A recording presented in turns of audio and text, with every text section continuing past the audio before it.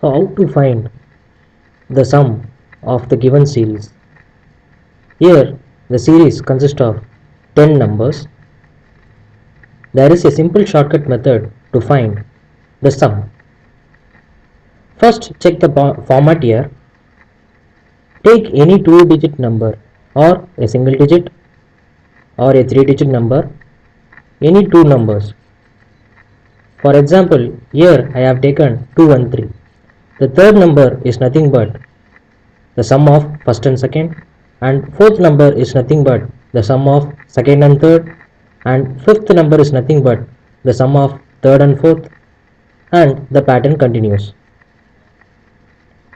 So for this type of series, to find the sum of the first 10 numbers, there is a very simple shortcut method.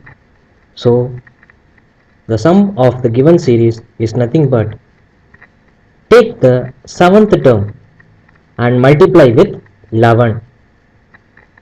That's it. Very simple. Take the 7th term. Here in the given series, the 7th term is 34.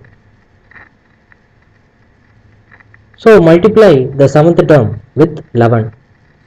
So 34 into 11 is nothing but 374. 374. Once again, let us take another series here. You can check the format here, similar to the first one. So how to find the sum of the first 10 numbers in the given series? Just take the 7th term and multiply with 11. Here the 7th term is 170.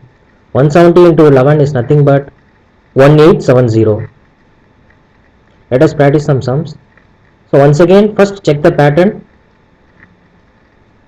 Sum of first and second, and fourth digit is nothing but the sum of the second and the third, and the series continues. It is very simple to find the sum of the first 10 numbers in the given series. So take the 7th term and multiply with 11. We get the answer. Here the 7th term is 107 and multiply with 11. We get the answer as 1177. Let us take another example here. First check the pattern.